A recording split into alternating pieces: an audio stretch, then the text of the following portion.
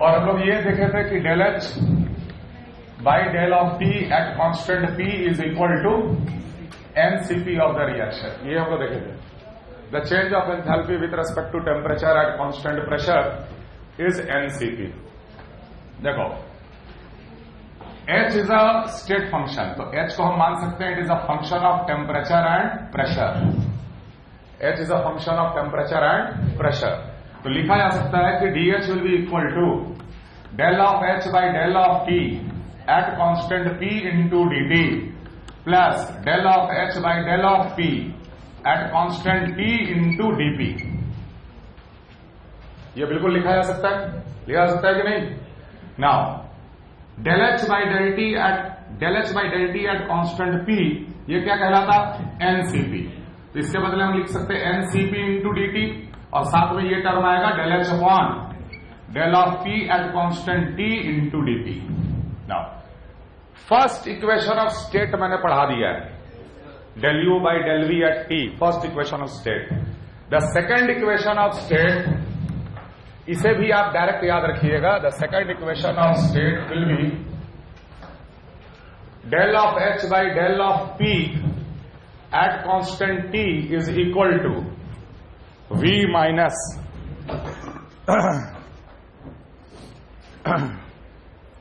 Copy करो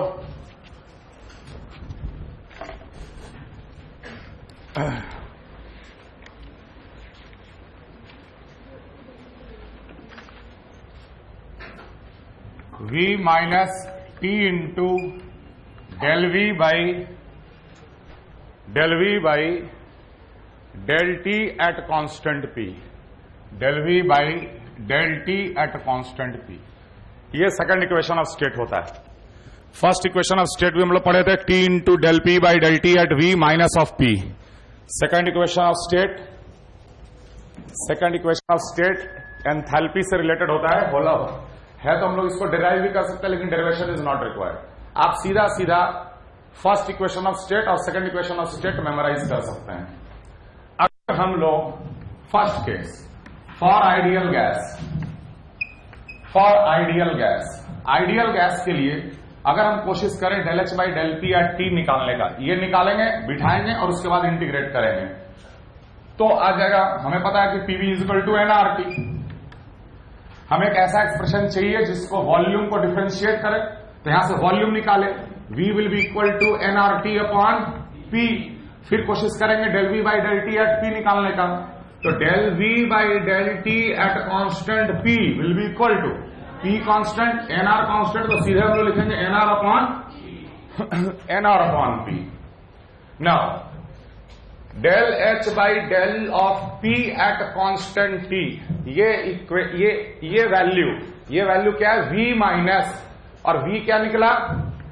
NRT upon P, ये V है, और V minus T times this quantity. तो जैसे इसमें T मल्टीप्लाई करेंगे तो क्या बन जाएगा? NRT upon P. Therefore this will become, remember del H by del P at constant T is always equal to 0। किसके लिए? For ideal gas, for ideal gas. तो ये क्वांटिटी अगर 0 है तो यहां 0 हम लोग पुट कर देंगे। 0 पुट करने के बाद क्या बचेगा? Therefore DH will be equal to NCP into dt। Integrate कर दिए स्टेट 1 से स्टेट 2, टेम्परेचर T1 से T2, यहां बन जाएगा delta H will be always equal to NCP into T2 minus T1। Ideal gas का एंथैल्पी चेंज हमेशा इस फॉर्मूला से निकाला जाता है। आइडियल गैस का एंथैल्पी चेंज हमेशा इस फॉर्मूला से निकाला जाता है। आइडियल गैस का एंथैल्पी चेंज हमेशा इस फॉर्मूला से निकाला जाएगा।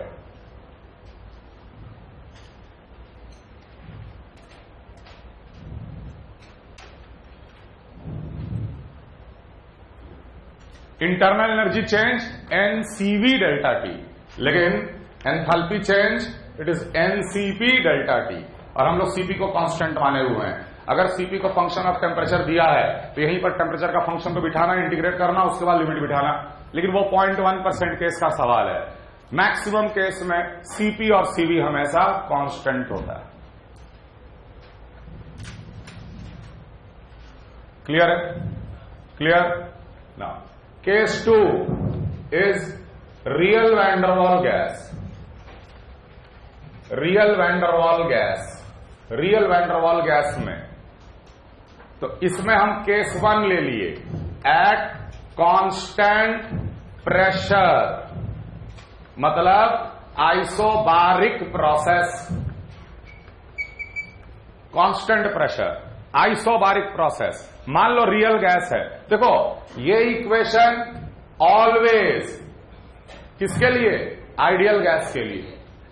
कोई भी प्रोसेस में डेल्टा एच हमेशा एनसीपी डेल्टा टी से कैलकुलेट करेंगे, लेकिन रियल वैंडरवाल गैस में हम पहला कंडीशन लगा रहे हैं कि eight constant pressure isobaric process अगर हुआ, अरे आइसोबारिक प्रोसेस होगा, पी अगर कांस्टेंट है, पी अगर कांस्टेंट है तो डीपी क्या होगा? 0। तो डीपी अगर 0 हो गया, ये डीपी अगर 0 हो गया तो ये फिर से ये क्वांटिटी क्या हो गया? 0 हो गया। ये क्वांटिटी 0 हो गया तो एनसीपी डेल्टा टी ही बचेगा। Therefore delta H will be nCp delta T, integrate कर लो, delta H will be NCP into T2 minus T1। तो आइडियल गैस वाला फॉर्मूला रियल गैस में भी एप्लीकेबल है, लेकिन सिर्फ एक केस में। कौन सा केस में? अगर आइसोबारिक प्रोसेस होगा तब जाके ये फॉर्मूला लगाएंगे रियल गैस में, नहीं तो ये फॉर्मूला नहीं लगाना है। तो हम यहीं पर लिख दे रहे, else DH will be equal to N CP dt plus del H by del P at T into DP. इसी से निकालेंगे। अगर आइसोबारिक प्रोसेस नहीं हुआ तो ये जनरल एक्सप्रेशन है।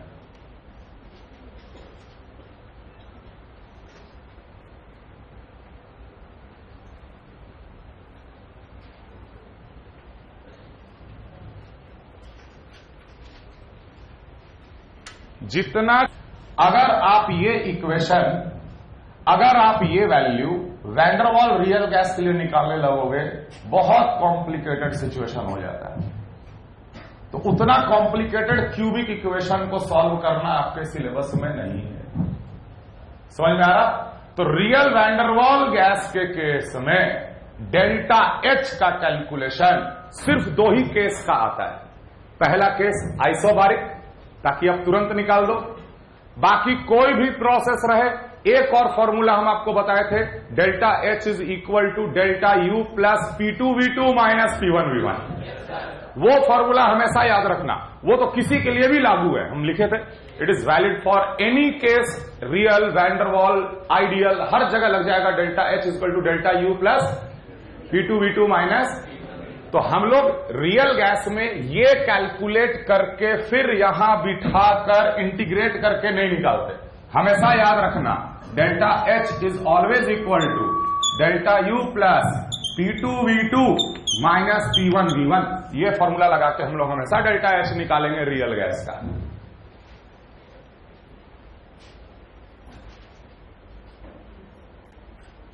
आइसोबारिक के अलावा कोई भी केस हो, नीचे वाला, सबसे नीचे वाला फॉर्मूला लगाना रियल गैस के लिए।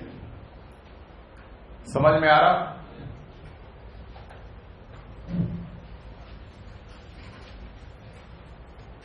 देखो, जैसा कि मैंने आपको बोला कि अगर आप सीधा सीधा ये कैलकुलेट करने का कोशिश करोगे, उसके बाद इंटीग्रेट करोगे, तो बहुत कॉम्प्लिकेटेड सिचुएशन हो जाता है। लेकिन एक और केस में, रियल वैंडरवाल गैस के केस में, एक और ऐसा केस है जहां पर ये कैलकुलेशन बहुत सिंपल होता है। वही वाला केस हम डिस्कस कर रहे हैं। Second case, if the intermolecular force of attraction is negligible, if the intermolecular force of attraction is negligible and volume occupied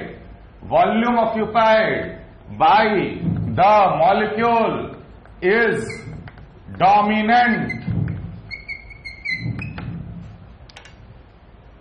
आप लोग जब रियल गैस पढ़े होगे तो आप लोग जानते होंगे कि कभी कभी volume occupied by molecule dominant होता है, कभी कभी इंटरमोलिकुलर फोर्स ऑफ अट्रैक्शन भी डोमिनेट होता है। मान लो एक ऐसा रियल गैस जिसका इंटरमोलिकुलर फोर्स ऑफ अट्रैक्शन बिल्कुल नेग्लिजिबल है, जैसे हाइड्रोजन, हीलियम, उसका इंटरमोलिकुलर फोर्स ऑफ अट्रैक्शन क्या होता?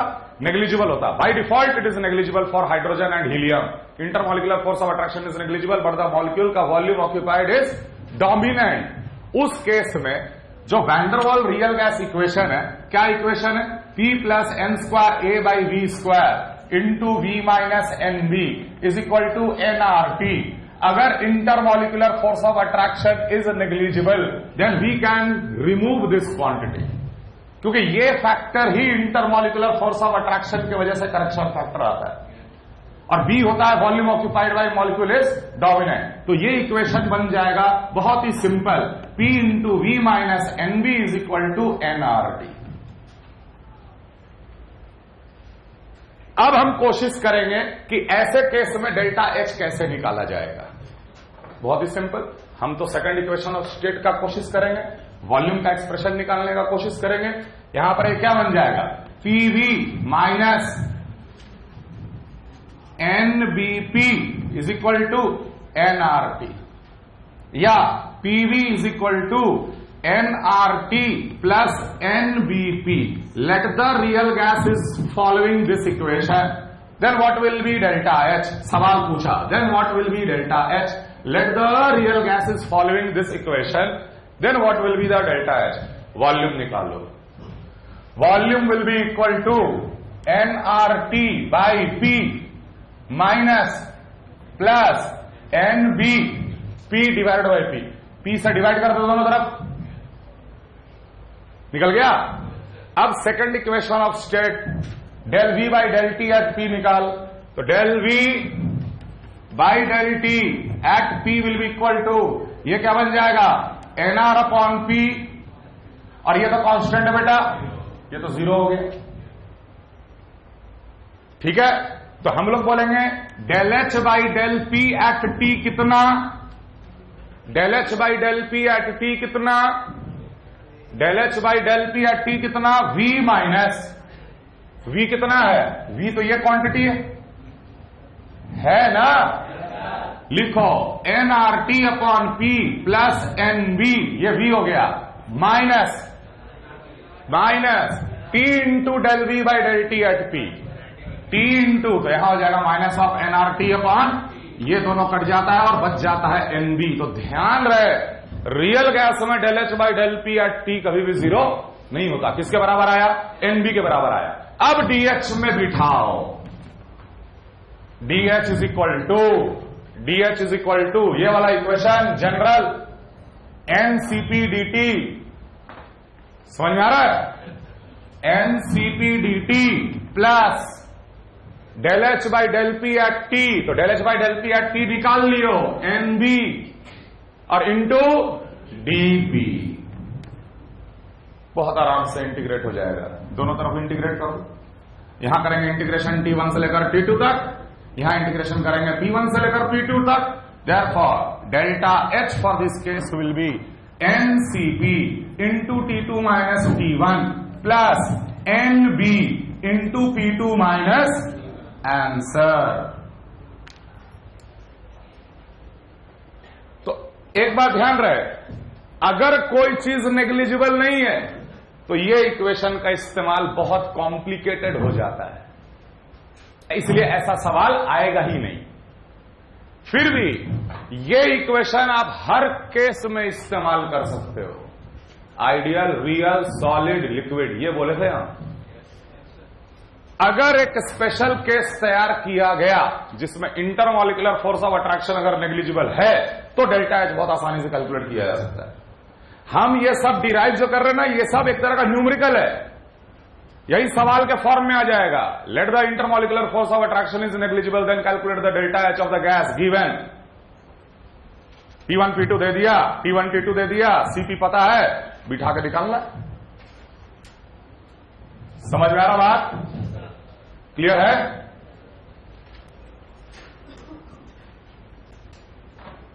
अब ये गैस एक और सेंस में इंपॉर्टेंट है, अभी हम बताएंगे, पहले कॉपी करो clearly.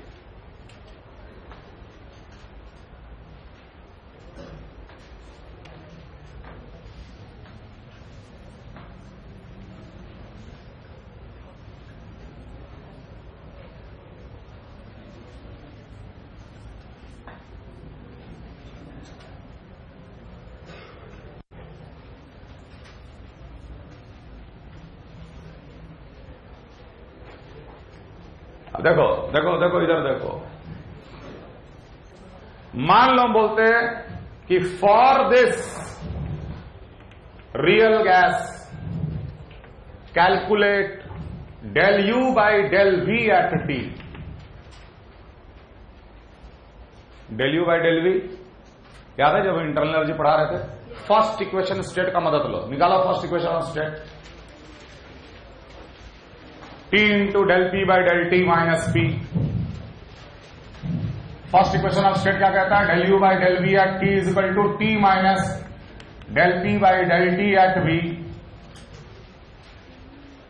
Sorry p minus, sorry t into del p by del t minus p, t into del p by del t at v minus p। ये फर्स्ट इक्वेशन ऑफ स्टेट कहलाता है। और ये निकालो, ये वैल्यू निकालो जल्दी फटाफट। किसके लिए? इस इक्वेशन के लिए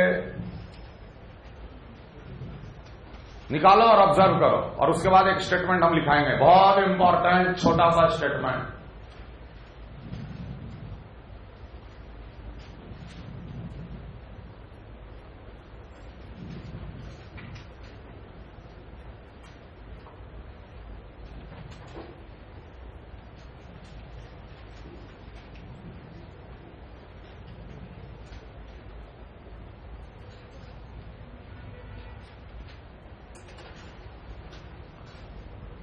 तो ठीक है, यहां से हम लोग क्या निकालेंगे? यहां P निकालेंगे।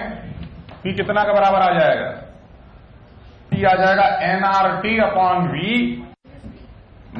प्लस NBP अपॉन, सॉरी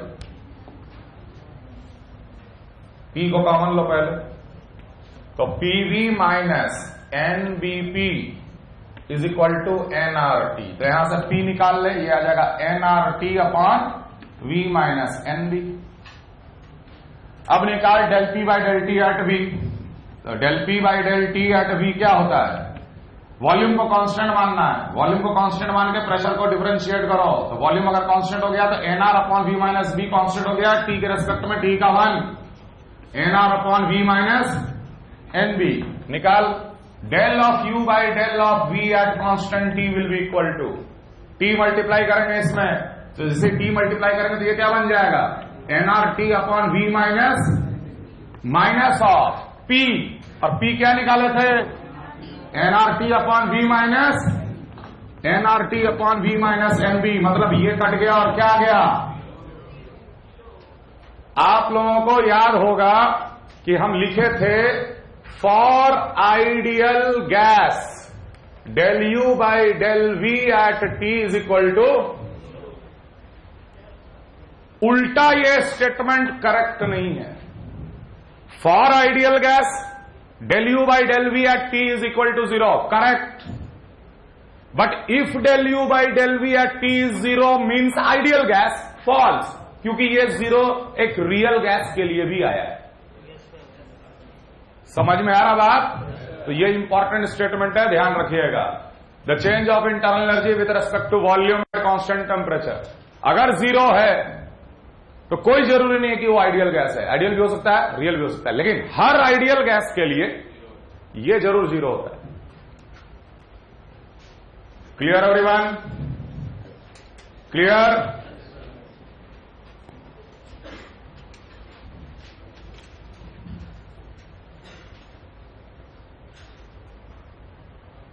और पिछले क्लास में सवाल भी किए थे छोटा सा, डेल्टा H आइडियल गैस का क्या होता है? NCP delta T।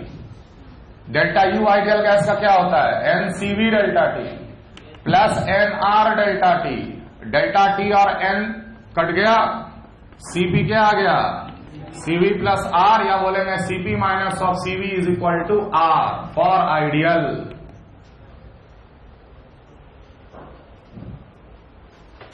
CP minus CV is R for ideal. और ध्यान रखना, for Van der Waal gas CP minus CV is equal to NR 1 plus 2n square A upon VRT। Formula direct रख लेना, इसको भी डिराइव कर सकते हैं, लेकिन वो टाइम का बर्बादी है। अगर गैस 1 मोल है कोई दिक्कत नहीं, n के बदले 1 बिठा देना। लेकिन वैन डर वाल गैस के लिए आता Cp minus Cv equal to nR 1 plus 2n square A upon VRT।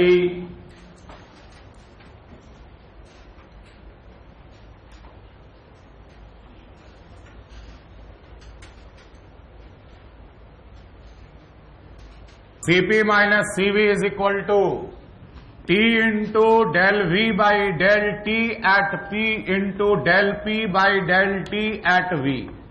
ये जनरल एक्सप्रेशन होता है Cp माइनस Cv का।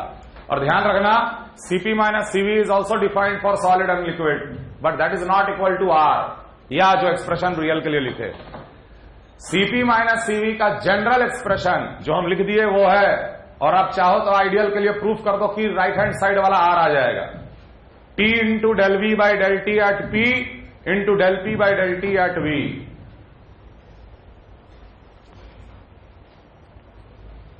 और वही वैन डर वाल इक्वेशन पे लगा लो तो जो एक्सप्रेशन हम राइट हैंड साइड में लिखे हैं वो आ जाएगा।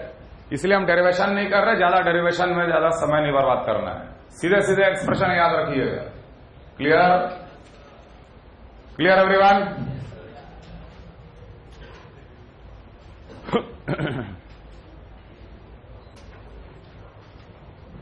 ठीक है।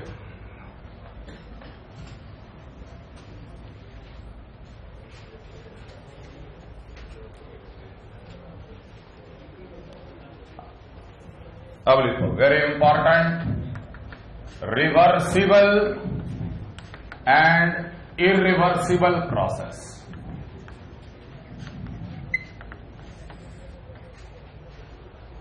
रिवर्सिबल एंड इरिवर्सिबल प्रोसेस, ये पढ़ने के बाद हम लोग तुरंत टाइप्स ऑफ प्रोसेस को टॉपिक बना बना के पढ़ने लगेंगे। Reversible and irreversible process.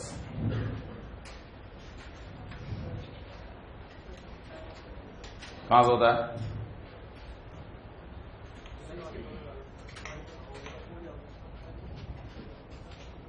Reversible and irreversible process.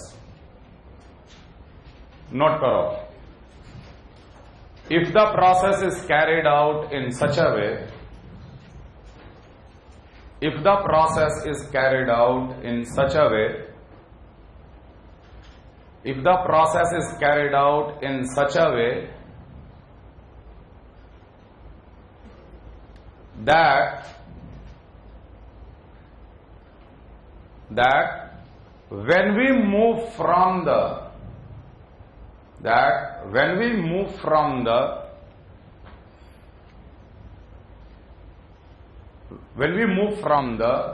exactly same path in the opposite direction,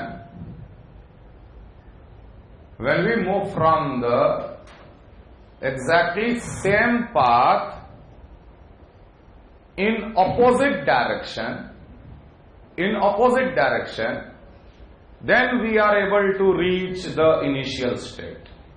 Then we are able to reach the initial state. Then we are able to reach the initial state. Then that process will be called as reversible process. Then that process will be called as reversible process. Then that process will be called as reversible process. तो अभी हम जो समझा रहे उसको लिखना नहीं है कि आगे थियरी और लिखाएंगे। ऐसे समझो, मान लो पीवी डायग्राम, एक गैस था, एक सिस्टम था जो इनिशियल स्टेट पे था, एक प्रोसेस किए इसके साथ, आ गए फाइनल स्टेट 2 पे, प्रोसेस कर दिए। ये प्रोसेस जो किए वो रिवर्सिबल तब कहलाएगा जब इसी गैस को जो फाइनल स्टेट पे था सेम उसी पाथ को फॉलो करते हुए अगर हम और उल्टा डायरेक्शन में जाएं और मेरे को ओरिजिनल स्टेट 1 मिल जाए। कंडीशन समझ में आ रहा है? 1 से 2 will be called as reversible only if 2 to 1 through the same path. ऐसा नहीं कि हम यहां से घूम के चले गए 1 पे, उसी पाथ को रिवर्स किए, उसी पाथ को फॉलो करके ऑपोजिट डायरेक्शन में जाने से अगर हमको 1 मिल जाता है, तो वो प्रोसेस क्या कहलाएगा? रिवर्सिबल। ऐसे सोच, एक एडियाबेटिक कंटेनर, एडियाबेटिक में क्या होता है, हीट का एक्सचेंज नहीं होता है। एक एडियाबेटिक कंटेनर में गैस है, ठीक है, पिस्टन को सडनली कंप्रेस किए, ठीक है, और सडनली उठा के ओरिजिनल जगह तक ला दिए। थोड़ा सा फील करके देखो कि क्या उस गैस का टेम्परेचर वही रहेगा जो शुरू में था। पिस्टन था, गैस था, एडियाबेटिक कंटेनर था, कोई हीट का एक्सचेंज नहीं हो रहा था। पिस्टन को सडनली दबाए और सडनली उठा दिए, तो क्या उस गैस का वही टेम्परेचर था, वो रहेगा जो शुरू में था? नहीं ना। क्यों? क्योंकि बहुत ऑब्वियस सी बात है कि आपने सब कुछ इक्विलिब्रियम पे आने का टाइम नहीं दिया, सब कुछ इक्विलिब्रियम पे आने का टाइम नहीं दिया। Remember, the reversible process is valid only if, या is possible only if the process is carried out infinitesimally slowly. Note करो पहले। For reversible process all the three types of equilibrium should be maintained. For reversible process, all the three types of equilibrium should be maintained.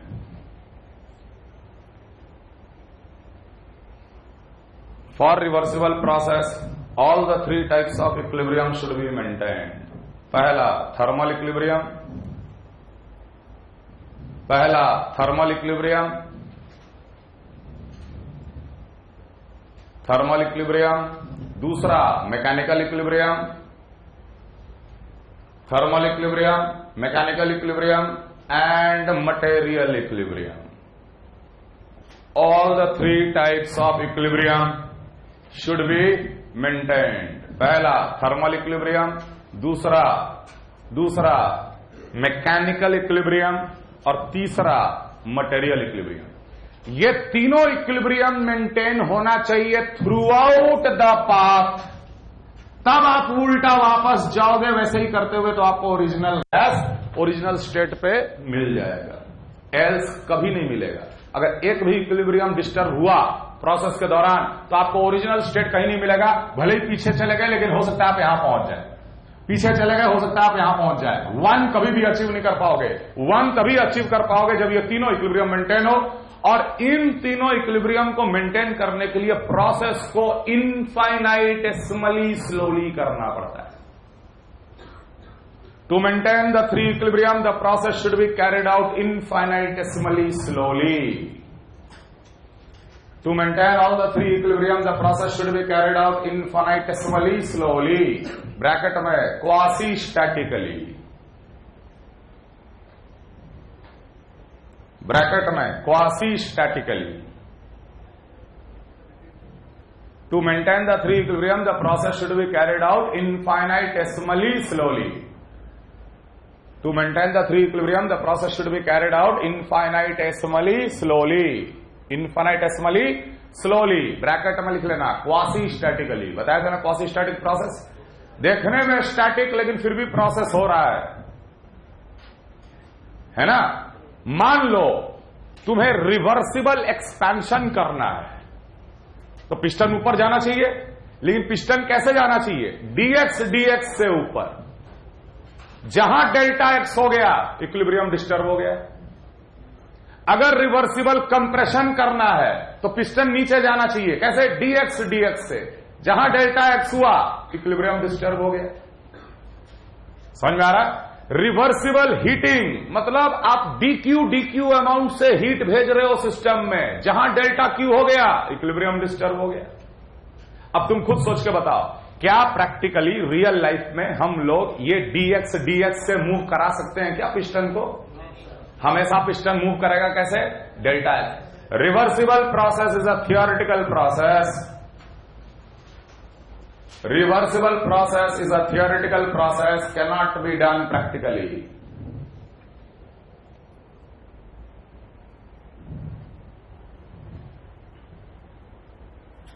Reversible process is a theoretical process and cannot be done practically.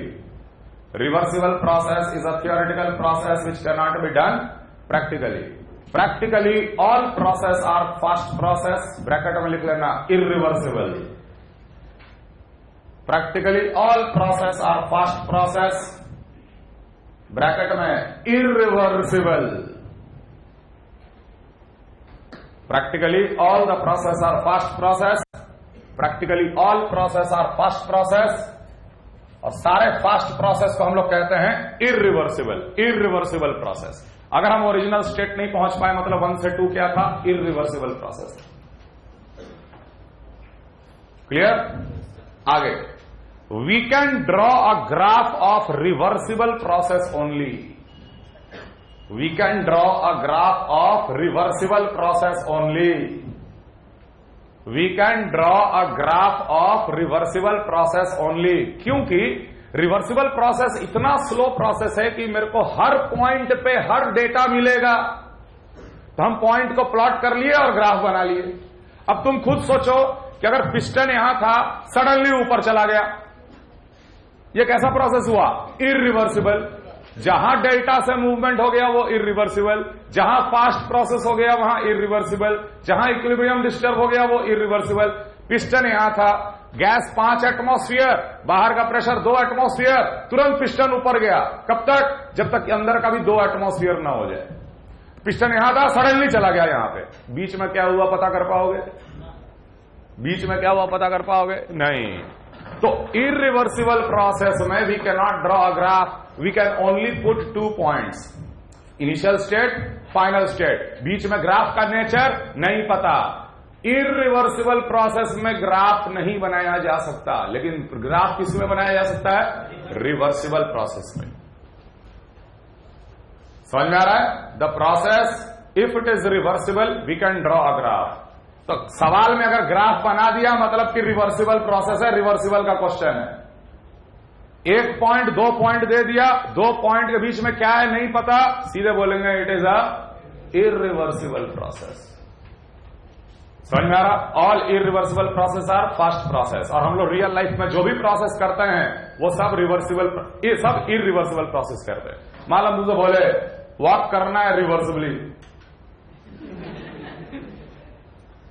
Walk करना है reversibly, मेरा यहां से वहां तक का जाना reversible walking तब कहलाएगा जब हम वहां से यहां अपने ओरिजिनल जगह पे आ जाएं।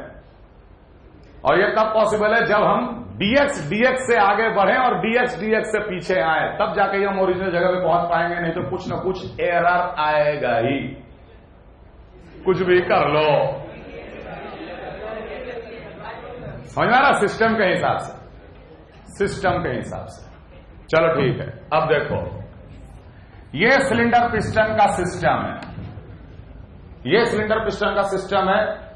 अंदर प्रेशर P है, ये मेरा आइडियल गैस सिस्टम या रियल गैस सिस्टम, कुछ भी सिस्टम हो, ये सिस्टम है। P प्रेशर पे था और बाहर का P एक्सटर्नल हम नाम दे रहे, लेकिन ये P एक्सटर्नल फिलहाल P के बराबर है। क्या पिस्टन ऊपर नीचे जाएगा? पिस्टन को हम ऊपर नीचे नहीं करते, वो अपने आप होता है। अगर इस पिस्टन को dx से ऊपर जाना है तो हम क्या कर देंगे? हम बाहर का प्रेशर को dp से कम कर देंगे। अगर हम बाहर का प्रेशर को dp से कम कर दिए तो डेफिनेटली ये पिस्टन ऊपर चला जाएगा। कितने से? dx से बोलो, या वॉल्यूम में चेंज आ जाएगा dv से। तो जब तक dx मूवमेंट चला रिवर्सिबल, जहां डेल्टा x हो गया इरिवर्सिबल, इक्विलिब्रियम टूट जाता। समझ में आ रहा था?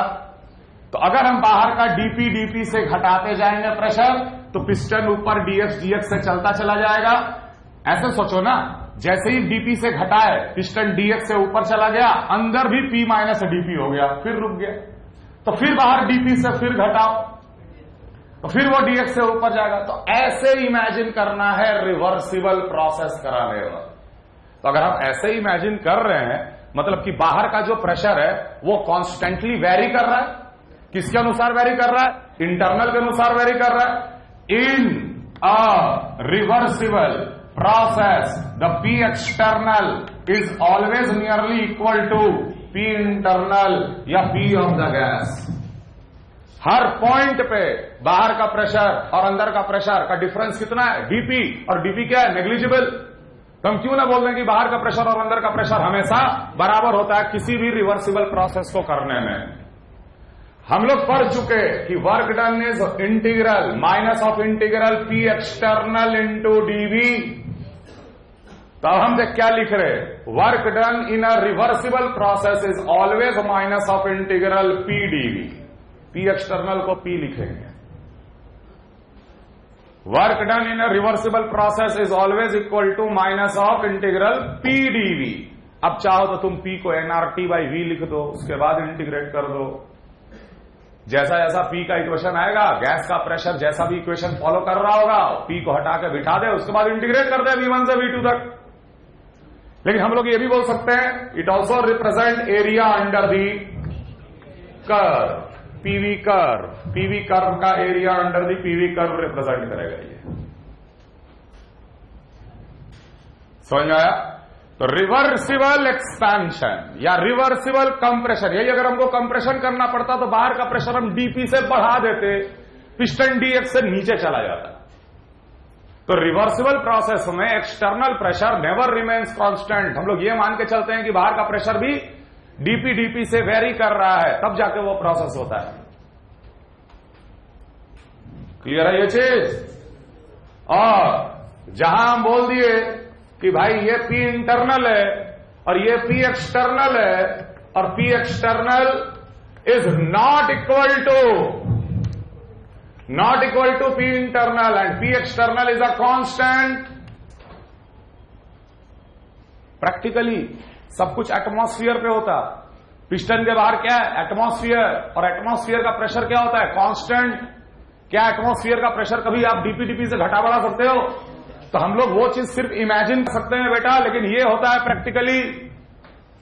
Reversible process is a theoretical process, but irreversible process will be practical process. या तो ये पिस्टन सट से ऊपर जाएगा या सट से नीचे आएगा। एक स्टेज में गया ऊपर या नीचे आया, डिपेंड कर रहा कि बाहर का प्रेशर कितना है।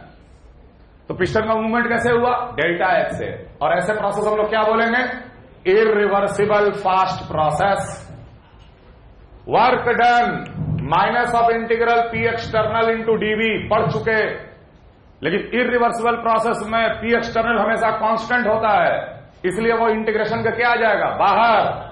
W irreversible is always equal to minus of P external into V2 minus V1। और ये दोनों वर्क का एक्सप्रेशन बिल्कुल ध्यान से समझ के कॉपी करना।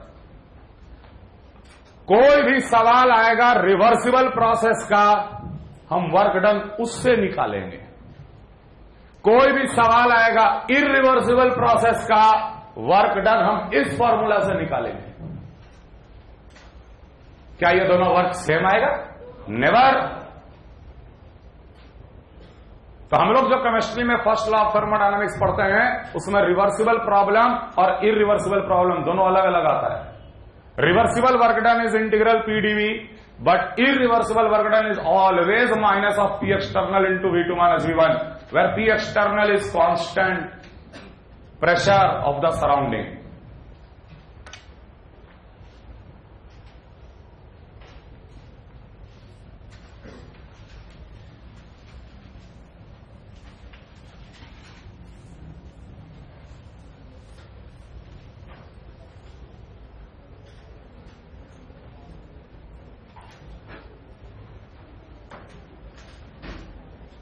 थर्मल इक्विलिब्रियम का क्या मतलब होता है? दो सिस्टम थर्मल इक्विलिब्रियम पे है, मतलब कि उनके बीच में कोई भी हीट फ्लो नहीं हो रहा। और कोई भी हीट फ्लो कब नहीं होगा? जब टेम्परेचर डिफरेंस 0 होगा, मतलब दोनों के दोनों सेम टेम्परेचर पे हैं। ये सिस्टम ए, ये सिस्टम बी, ये सिस्टम सी। अगर ए और बी थर्मल इक्विलिब्रियम पे है, अगर ए और सी भी थर्मल इक्विलिब्रियम पे है, तो ऑटोमेटिकली बी और सी भी थर्मल इक्विलिब्रियम पे ही होगा। इसे कहते हैं zeroth law of thermodynamics. If A and B are at thermal equilibrium, A and C are at thermal equilibrium, then definitely B and C are also at thermal equilibrium. Zeroth law of thermodynamics.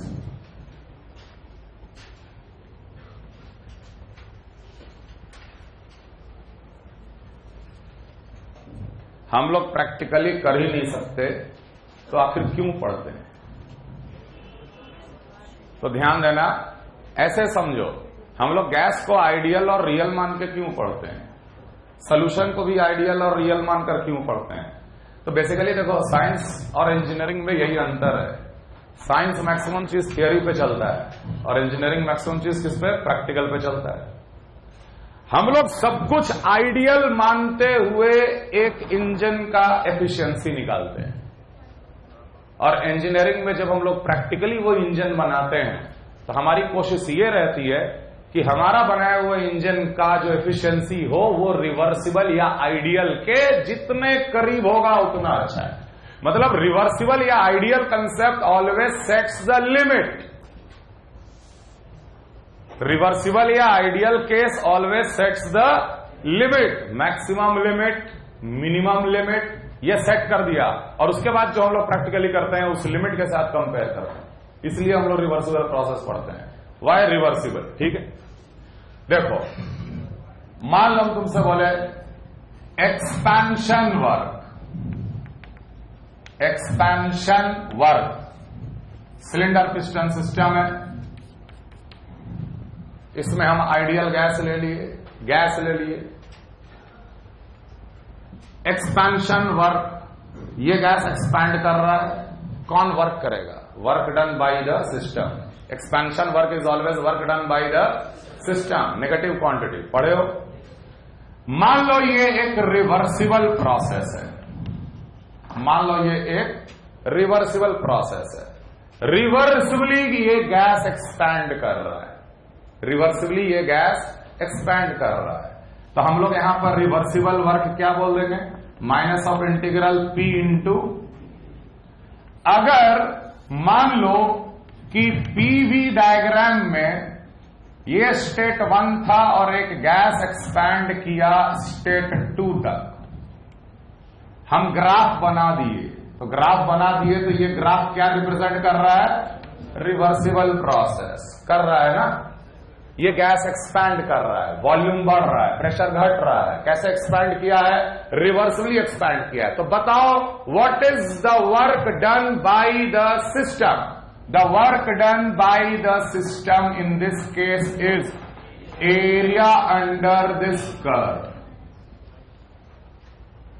Work done in this process will be area under the curve.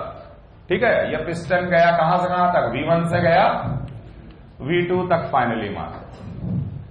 ये V1 था, ये V2 था, यहां पर pressure P1 था, यहां पर pressure P2 था, रिवर्सिबल, तो एरिया अंडर द कर्व मिल गया,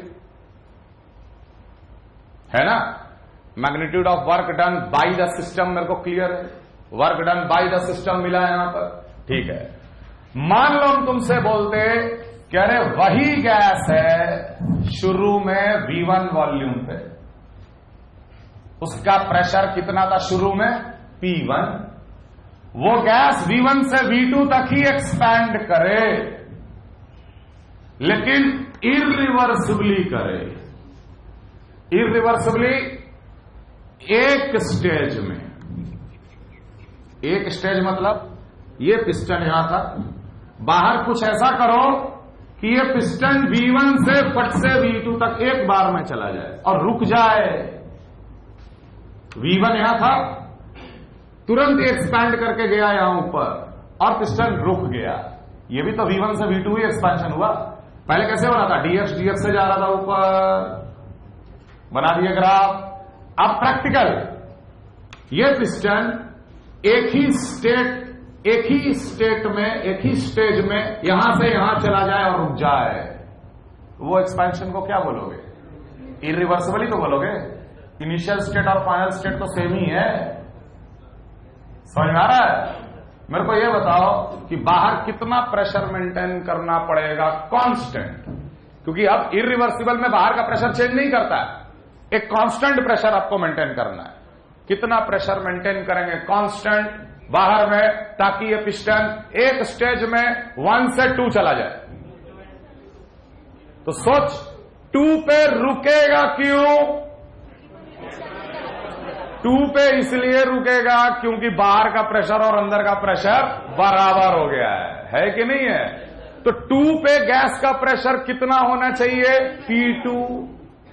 2 पे गैस का प्रेशर कितना होना चाहिए? P2। तो अगर मान लो हम यहां पर P एक्सटर्नल को P2 कांस्टेंट मेंटेन करें तो क्या होगा? Obviously P2 is less than P1। P2 is less than P1। P2 अगर कम है P1 से, पिस्टन ऊपर जाने लगेगा। कब तक जाएगा? कब तक जाएगा? बाहर का तो P2 है ही, ये तब तक जाएगा जब अंदर का भी। समझ में आ रहा है? मान ले कांस्टेंट टेम्परेचर प्रोसेस, तुम लोग रिपीटर हो इसलिए हम बोल रहे हैं, चलो कांस्टेंट टेम्परेचर प्रोसेस, तो टेम्परेचर कांस्टेंट है, मोल कांस्टेंट है, तो P1 V1 will be equal to P2 V2, है कि नहीं? अगर वॉल्यूम V2 हो चुका है तो प्रेशर P2 भी होगा। लेकिन ये एक्सपेंशन हुआ कैसे? ये एक्सपेंशन हुआ एक स्टेज में, एक झटके में पिस्टन ऊपर से नीचे से ऊपर चला गया, है कि नहीं? और बाहर कितना प्रेशर मेंटेन किए थे?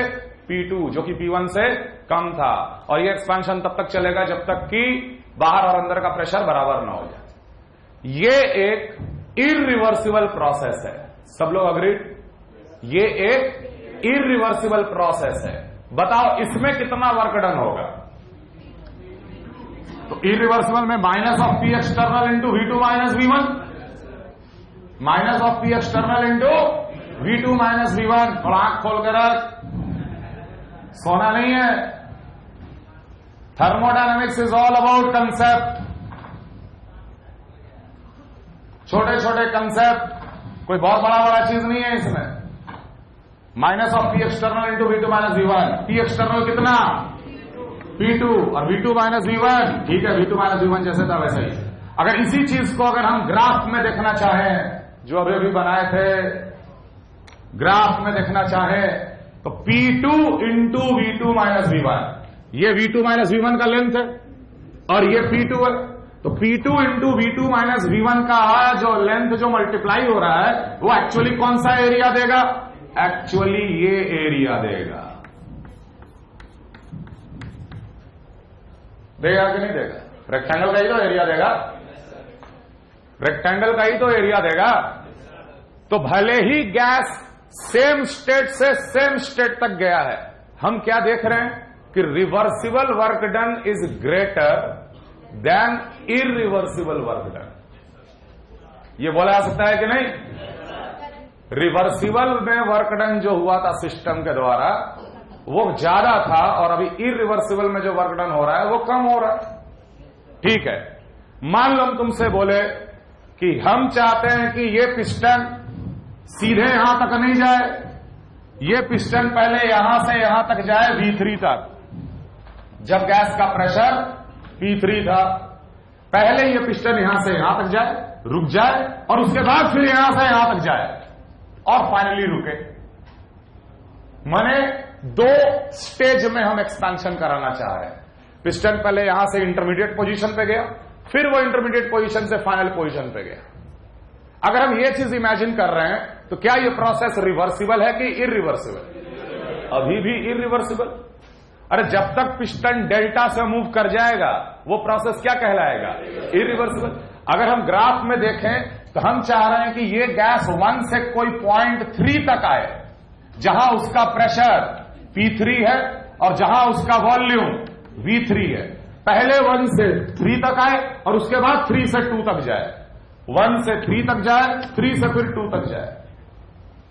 2 स्टेज में वो प्रोसेस पूरा हो जाए। अभी भी ये इररिवर्सिबल प्रोसेस ही है। If 2 stage it is irreversible again. अब बताओ ये पिस्टन के बाहर कितना प्रेशर मेंटेन करें ताकि पहला प्रोसेस हो जाए? कितना मेंटेन करेंगे? कांस्टेंट P3 मेंटेन करेंगे। P3 कम है ना P1 से, तो अगर बाहर P3 रख दिए प्रेशर, अगर बाहर P3 रखे, P3 P1 से कम है, अगर बाहर P3 रखे प्रेशर, पिस्टन ऊपर जाने लगेगा। कब तक जाएगा? जब बाहर और अंदर दोनों P3 ना हो जाए, है ना? तो बताओ कि यहां से यहां तक में वर्क डन कितना? P external into V2 minus V1, क्योंकि अभी भी ये इररिवर्सिबल प्रोसेस है। P3 into V3 minus V1। V3 minus V1 कौन सा लेंथ है? ये वाला। V3 माइनस V1 कौन सा लेंथ है? ये वाला। और P3 लेंथ ये वाला। तो एक्चुअली ये मल्टीप्लीकेशन जो है वो कौन सा एरिया दे रहा है? ये रेक्टेंगल वाला एरिया देगा। ये रेक्टेंगल वाला एरिया दे दिया, यही वाला रेक्टेंगल वाला एरिया दिया है अभी। P3 into V3 minus V1। ठीक है। अब उसके बाद कितना बार मेंटेन करोगे ताकि फाइनली पिस्टन अपने जगह पे चला जाए? ऑब्वियसली P2 मेंटेन करेंगे। P2 कांस्टेंट, ये भी इरिवर्सिबल। तो P2 into work done, P2 into V2 minus V3। V2 minus V3 ये लेंथ हो गया, और P2 ये लेंथ हो गया। तो अब ये रेक्टेंगल का एरिया आ गया, इसे हटाओ, ये रेक्टेंगल का एरिया आ गया। तो ये रेक्टेंगल का एरिया और ये रेक्टेंगल का एरिया अब क्या हो रहा है? दोनों जुड़ गए। तो हम लोग बोलेंगे यही प्रोसेस को जब दो स्टेज में इरिवर्सिबली किया गया तो वर्क डन का मैग्नीट्यूड बढ़ा, एरिया बढ़ रहा है ना। पहले का जो रेक्टेंगल का जो एरिया था, अब जो टोटल एरिया है वो ज्यादा है, लेकिन फिर भी एरिया अंडर द कर्व से कम है। समझ में आ रहा बात? सेम वे अगर हम इसको बोलते 3 स्टेज में करो तो हो सकता है एक और ये वाला जुड़ जाता है ना। पहले पिस्टन यहां से यहां, यहां से यहां, फिर यहां से यहां, एरिया बढ़ा, लेकिन अभी भी एरिया अंडर द कर्व से क्या है? जब तक हम नंबर ऑफ स्टेज बोलेंगे तब तक वो प्रोसेस इरिवर्सिबल होगा। 5 स्टेज, 7 स्टेज, 10 स्टेज। अरे जब हम स्टेज का नंबर दे रहे मतलब आप तो डेल्टा से ही बढ़ाओगे ना पिस्टन को, और तब तक एरिया क्या होगा? बढ़ते चला जाएगा, लेकिन फिर भी एरिया अंडर द कर्व से कम रहेगा। अगर हम बोल दें carry out the process in infinite number of stages, infinite number of stages अगर हम बोल देते, सेम प्रोसेस जैसे कर रहे थे करो, लेकिन infinite number of stage. Infinite number of stage मतलब क्या हो गया? पिस्टन डीएक्स से ऊपर जाने लगा। तो जैसे ही हम इनफाइनाइट नंबर ऑफ स्टेज अगर बोल देंगे तो वो प्रोसेस किस में कन्वर्ट हो जाएगा? रिवर्सिबल। और उस वक्त एरिया क्या आएगा? Area under the curve. समझ में आ रहा? तो as the number of stage increases the magnitude of work done also increases. पहला चीज। और जैसे ही हम इनफाइनाइट स्टेज बोल दिया तो क्या बन गया? रिवर्सिबल। तो हम क्यों ना बोल दें कि reversible expansion work is always greater than irreversible expansion work, and this reversible expansion work is the maximum limit to the work done by the system.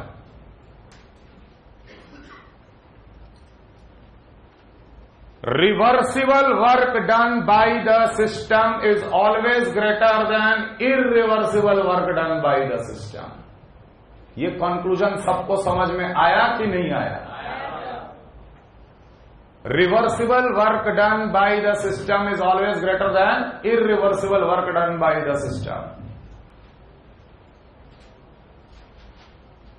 और वो रिवर्सिबल वर्क डन क्या होता है? मैक्सिमम। आप किसी भी सिस्टम से maximum work कितना अचीव कर सकते हो? रिवर्सिबल, जो कि पॉसिबल नहीं है। प्रैक्टिकली हम लोग हमेशा उससे क्या अचीव करेंगे? इरिवर्सिबल। इसलिए थ्योरेटिकल एफिशिएंसी हमेशा मैक्सिमम होता है, एक्चुअल एफिशिएंसी उससे कम ही रहेगा। तो reversible work done by the system maximum limit, उससे ज्यादा वर्क आप सिस्टम से अचीव नहीं कर सकते, उससे ज्यादा वर्क आप सिस्टम से अचीव नहीं कर सकते। Reversible work done by the system expansion work is always greater than irreversible work done by the system.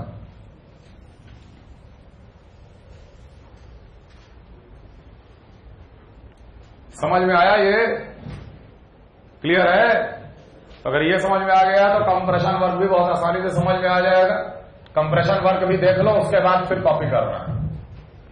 मान लो पिस्टन यहां पर था, वॉल्यूम V1 था, उसको कंप्रेस करके लाया जा रहा है V2 तक, लेकिन ये कंप्रेशन हम कैसा कर दिए, रिवर्सिबली कंप्रेस किए। Anyway work done minus of integral क्या होगा, PdV। ठीक है, ग्राफ में अगर हम देखें तो ये प्रेशर वॉल्यूम का डायग्राम, स्टेट 1 यहां था जहां वॉल्यूम कितना था, V1, इसको कंप्रेस किया गया है, ऐसे कंप्रेस किया गया है स्टेट 2 तक जहां वॉल्यूम उसका कितना है, V2। अब इस एक्सपेंशन वर्क में हम लोग क्या बोलेंगे, work done on the system, surrounding system पे काम कर रहा है, work done on the system. समझ में आ रहा। अगर ये प्रोसेस रिवर्सिबली हुआ, वर्क डन इंटीग्रल PdV, अभी भी वर्क डन कितना है, एरिया अंडर द कर्व है कि नहीं। अब हम कोशिश करेंगे इसका इरिवर्सिबल कराने का। मान लो पिस्टन रहता V1 पे ही, जाना V2 पे है, लेकिन इरिवर्सिबल वन स्टेज में, यहां प्रेशर P2, यहां प्रेशर P1 था गैस का, यहां P2 प्रेशर, यहां P1 pressure, P2 greater than P1 है ना। एक स्टेज में ये पिस्टन यहां से यहां जाकर रुक जाना चाहिए। बताओ बाहर कितना प्रेशर एक्सटर्नल मेंटेन करें, P2 is greater than P1। अगर हम बाहर P एक्सटर्नल को P2 कांस्टेंट मेंटेन करें और P2 ज्यादा है P1 कम है, ये पिस्टन कंप्रेस होने लगेगा। कब तक होगा, जब तक कि बाहर और अंदर का प्रेशर बराबर। एक स्टेज में पिस्टन नीचे चला जाएगा, होगा ना इरिवर्सिबल प्रोसेस, होगा ना इरिवर्सिबल प्रोसेस। वर्क डन कितना, P external into V2 minus V1, P external कितना है, P2, ये P2 into V2 minus V1 होगा वर्क डन। तो ये P2 है इंटू V2 माइनस V1, तो ये लेंथ इंटू ये लेंथ कौन सा एरिया दे रहा है, ये बड़े वाले रेक्टेंगल का एरिया, ये बड़े वाले रेक्टेंगल का एरिया जो होगा वो वर्क डन होगा, P2 into V2 minus V1। ये समझ में आया। तो ऑब्वियसली ये एरिया जो है वो ग्रेटर देन रिवर्सिबल वर्क है, ग्रेटर देन रिवर्सिबल वर्क है। वही अगर हम तुमसे बोलते दो स्टेज में करो, कहीं तो V3 और P3 तक आओ, मतलब 1 से पहले 3 तक जाओ जहां प्रेशर P3 है और वॉल्यूम V3 है, दो स्टेज में। तो अगर मुझे पिस्टन को यहां से यहां तक लेके जाना है तो कितना बाहर मेंटेन करेंगे, P3, और वॉल्यूम में चेंज कितना है, V1 minus V3, P3 into V1 minus V3, P3 ये लेंथ हो गया और V1 माइनस V3 ये लेंथ, माने ये लेंथ इंटू ये लेंथ, कौन सा एरिया आएगा, ये वाला एरिया आएगा, आएगा ना ये वाला, समझ में आ रहा है। और उसके बाद यहां बाहर कितना मेंटेन करोगे, P2, तो P2 into V3 minus V2, piston यहां से यहां आ जाएगा, बाहर P2 मेंटेन करेंगे into V3 minus V2, P2 का लेंथ कितना, इतना, और V3 माइनस V2 का लेंथ कितना है, इतना ही है। तो this length into this length, कौन सा एरिया आ रहा है, ये वाला एरिया आ रहा है। कहने का मतलब जब एक स्टेज में किए थे तो ये बड़ा रेक्टेंगल का एरिया आया था, जब दो स्टेज में किए तो ये रेक्टेंगल और ये रेक्टेंगल, मतलब ये वर्कडन क्या हो गया, घट गया। जैसे जैसे नंबर ऑफ स्टेज बढ़ाएंगे वैसे वैसे वर्कडन का मैग्नीट्यूड घटेगा, और जैसे ही इनफाइनाइट स्टेज बोलेंगे वो रिवर्सिबल से मैच कर जाएगा। तो हम इसे क्या कंक्लूजन निकालें कि irreversible work done on the system, irreversible work done, compression work, work done on the system is always greater than reversible work done on the system. बोल सकते हैं कि नहीं? Irreversible work done on the system is always greater than reversible work done on the system. हर हाल में जब तक number of stage बोलेंगे तब तक वो इरिवर्सिबल कहलाएगा. And irreversible work done on the system is always greater than reversible work done on the system. And this sets the minimum limit on the work done. अगर आपको gas compress करना है 1 से 2 तक तो कम से कम कितना काम करना पड़ेगा? रिवर्सिबल. एक्चुअली हम लोग क्या करते हैं? ज्यादा ही करते. अगर ये एसी रिवर्सिबल होता तो बिजली की खपत कम होती. प्रैक्टिकली ये एसी जो चल रहा है वो इरिवर्सिबल साइकिल पे चल रहा है, तो इस पे वर्क डन जो है वो ज्यादा ही कर रहे हैं, माने हम लोग बिजली ज्यादा खर्च कर रहे हैं. देखो एसी बिजली एब्जॉर्ब करके काम कर रहा है. एक तरह से एसी को आप ऐसा सिस्टम मानो जो कि इसको एनर्जी चाहिए. अगर रिवर्सिबल होता तो कम एनर्जी की रिक्वायरमेंट होती. और कार का इंजन क्या होता है? जो एनर्जी हमें दे रहा है. अगर कार का इंजन अगर रिवर्सिबल होता तो पेट्रोल कम खाता. तो reversible concept sets the maximum and minimum limit on the work done. Reversible work is maximum and reversible work done by the system is maximum and reversible work done on the system is always minimum. समझ में आ रहा है? Clear है? तो ये दो inequality simple है, समझ के याद रखिएगा. और इसका इस्तेमाल ज्यादातर सेकंड लॉ ऑफ थर्मोडायनामिक्स में होता है. इसी पे बेस्ड एक छोटा सा सवाल देंगे, पहले कॉपी कर लो. थोड़ा बहुत रफ डायग्राम बना लो, अपने आप समझ में आ जाएगा. जब भी कोई प्रोसेस कांस्टेंट एक्सटर्नल प्रेशर के मदद से होगा वो हमेशा इरिवर्सिबल होगा. क्योंकि रिवर्सिबल कराने के लिए बाहर का प्रेशर को कांस्टेंटली चेंज करना पड़ता है. डीपीडीपी से कम करना पड़ता है या डीपीडीपी से बढ़ाना पड़ता है. लेकिन अगर कांस्टेंट एक्सटर्नल प्रेशर कांस्टेंट है, एटमॉस्फेयर का प्रेशर है, तो हर हाल में वो प्रोसेस क्या होगा? इरिवर्सिबल. और इरिवर्सिबल वर्क डन लगाएंगे minus of P external into V2 minus V1. Clear? चलो छोटा सा सवाल ये है, हम ऐसे ही एक्सप्लेन कर दे रहे, कुछ लिखा नहीं रहे. मान लो ये सिलेंडर पिस्टन सिस्टम, ये भी सिलेंडर पिस्टन सिस्टम, दोनों कंटेनर एडियाबेटिक कंटेनर. आप लोग रिपीटर हो इसलिए सवाल दे रहे. एडियाबेटिक का मतलब अच्छे से जानते हो आप लोग, हीट एक्सचेंज 0 है ना. दोनों में गैस आइडेंटिकल गैस, दोनों का गैस आइडेंटिकल गैस. इस गैस का भी टेम्परेचर T1, इस गैस का भी टेम्परेचर T1. वॉल्यूम दोनों का V1, इसका भी वॉल्यूम V1. मोल भी सेम है, P1. आइडियल गैस मान ले. दोनों को सेम वॉल्यूम तक एक्सपैंड किए, फाइनल वॉल्यूम V2 तक एक्सपेंशन हुआ दोनों का. एक को किए रिवर्सिबली और एक को किए इरिवर्सिबली. फाइनल टेम्परेचर कहां ज्यादा होगा?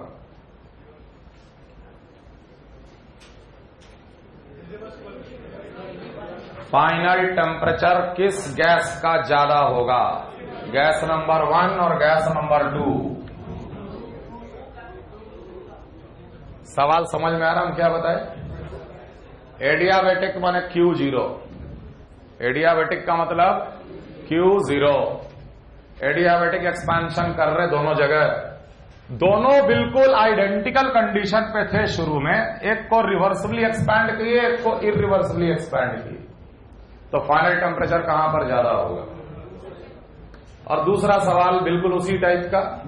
दो container, ideal gas, identical condition, adiabatic, compress कर दिए इनको यहां से यहां तक. शुरू का temperature T1 V1, T1, P1, V1 compress कर दिए फाइनल वॉल्यूम V2 तक। किसका फाइनल टेम्परेचर ज्यादा हो? तीसरा में भी चौथा। सवाल समझ में आ रहा? पहले बताओ कौन से कंटेनर में टेम्परेचर फाइनल ज्यादा? फाइनल टेम्परेचर कहां पर ज्यादा? तो देख थोड़ा सा हम आपको आइडिया दे रहे। एडियाबेटिक का मतलब कि Q 0 है। फर्स्ट लॉ ऑफ थर्मोडायनामिक्स क्या बोलता है? Q plus W equal to delta U। Q अगर 0 हो गया तो W will be equal to. अगर सिस्टम काम करेगा तो उसको काम करने के लिए एनर्जी कहां से मिलेगा? अपना internal energy. Work done is delta U। जितना इंटरनल एनर्जी में चेंज उतना वर्क डन। तो अगर सिस्टम काम किया तो अपना इंटरनल एनर्जी को यूज करके काम करेगा, मतलब अपना इंटरनल एनर्जी को वो घटाएगा। चूंकि ये एक्सपेंशन वर्क है, गैस एक्सपैंड कर रहा है। कौन वर्क कर रहा है? Work is done by the system. Gas काम कर रहा है। अगर ये सिस्टम काम कर रहा है तो ये अपना इंटरनल एनर्जी को घटाएगा। अग्रीड?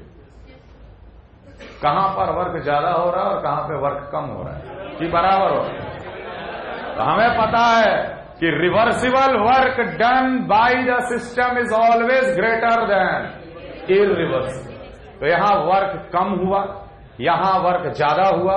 अगर यहां वर्क ज्यादा हुआ तो इसकी इंटरनल एनर्जी ज्यादा घटेगी और इसका इंटरनल एनर्जी कम घटेगा। समझ में आ रहा है? Internal energy is directly related to temperature, है कि नहीं है? U is a function of temperature only in ideal gas. अगर इंटरनल एनर्जी घटा मतलब टेम्परेचर घटा। कहां पे टेम्परेचर ज्यादा घटेगा? ज्यादा घटना मतलब हो सकता है ये 100 से आ गया 20 पे, लेकिन ये 100 से आया 50 पे। कम घटना, ज्यादा घटना। तो अगर ये 20 हो गया, ये 50 है, तो हायर टेम्परेचर कहां ज्यादा? सेकंड में। Final temperature in the second will be greater than the final temperature in the first. सबको क्लियर है? क्लियर है ये? अगला बता, कंप्रेशन कहां पे फाइनल टेम्परेचर ज्यादा? कहां पे फाइनल टेम्परेचर ज्यादा? थर्ड में कि फोर्थ में? तो देखो ये हो रहा है compression. Work is done on the system. System पे वर्क हो रहा है, मतलब इंटरनल एनर्जी बढ़ेगा। वर्क पॉजिटिव तो डेल्टा U भी पॉजिटिव, मतलब इंटरनल एनर्जी बढ़ रहा है, टेम्परेचर बढ़ रहा है। अब इन दोनों कंटेनर में वर्क कहां ज्यादा? तो वी ऑल नो कि irreversible work done on the system is greater than reversible work done on the system। तो work done on the system ज्यादा कहां है? यहां ज्यादा है। अगर यहां ज्यादा है तो यहां पर इंटरनल एनर्जी ज्यादा बढ़ेगा, टेम्परेचर भी ज्यादा बढ़ेगा। अगर टेम्परेचर ज्यादा बढ़ेगा तो फाइनल टेम्परेचर अभी भी दूसरे वाले कंटेनर में ही ज्यादा होगा। क्लियर है ये? क्लियर? हाँ। कौन सा? ये समझ में आया? तब उसमें क्या दिक्कत? इसका वर्क डन, वर्क यहां कौन कर रहा है? तो गैस अपना इंटरनल एनर्जी बढ़ाएगा कि घटाएगा? घटाएगा। तो अगर ये वर्क ज्यादा कर रहा है तो इसका इंटरनल एनर्जी ज्यादा घटेगा, इसका टेम्परेचर ज्यादा घटेगा। शुरू में अगर ये भी 100 डिग्री पे था, ये भी 100 डिग्री पे था, ज्यादा घटने का मतलब क्या हो सकता है? घट के आ जाए 20 पे, और ये हो सकता है कि घट के आ गया 60 पे। इसी को बोलेंगे ना ज्यादा घटना और कम घटना। तो फाइनल टेम्परेचर कहां ज्यादा रहेगा? वही वाला ज्यादा रहेगा। Clear?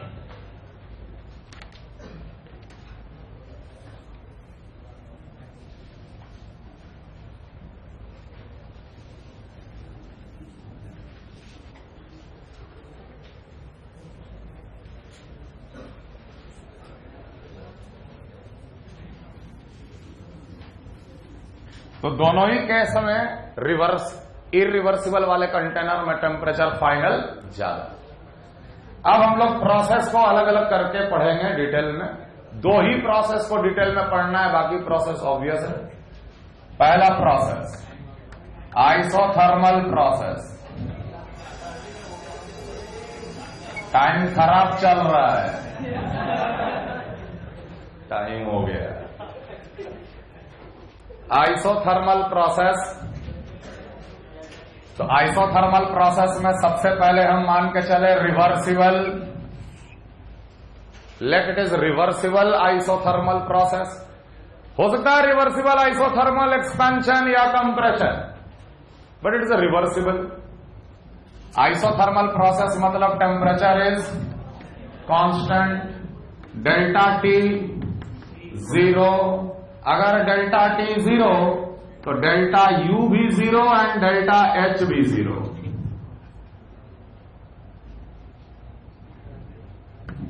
Ideal gas. Isothermal process with ideal gas. Let us consider reversible isothermal process.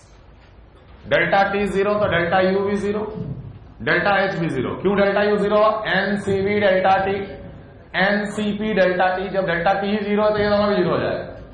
First law of thermodynamics कहता है Q is plus W is equal to delta U। अगर डेल्टा U 0 हो गया तो बोलेंगे Q will be equal to minus of W। मतलब system के अंदर हीट गया तो work will be done by the system, expansion.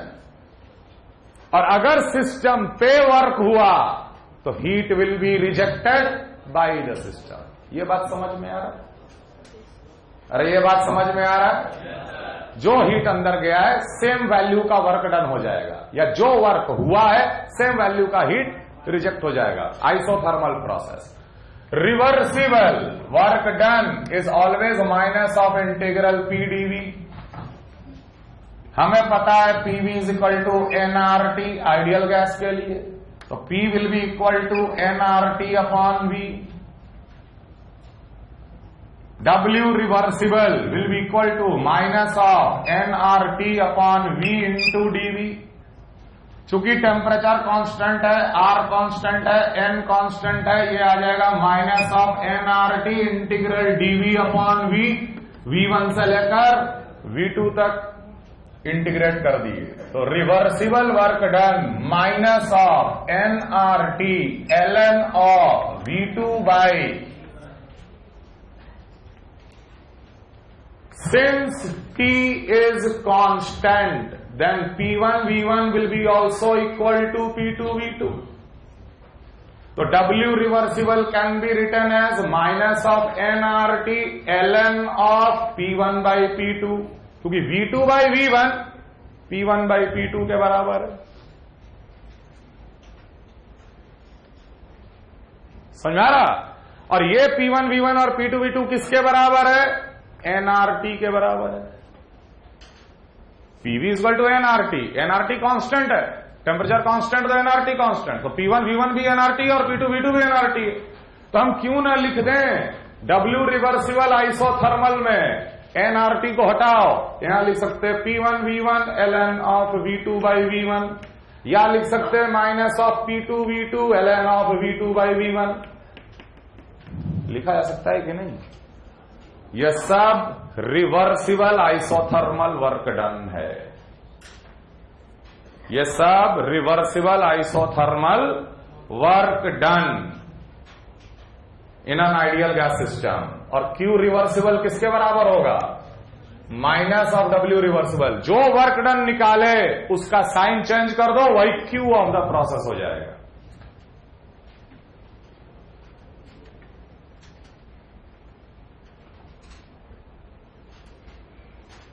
और वही अगर हम लोग इरिवर्सिबल आइसोथर्मल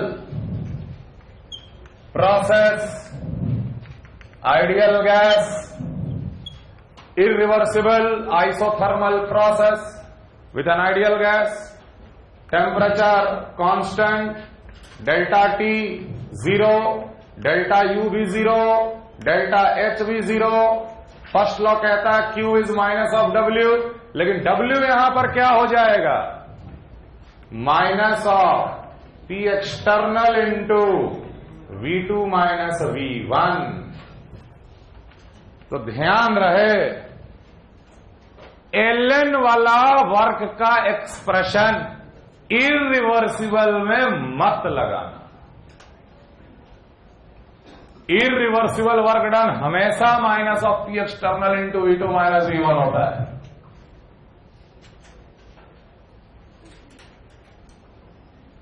समझ में आया? Clear everyone? चलो आगे बढ़ेंगे अगले क्लास में।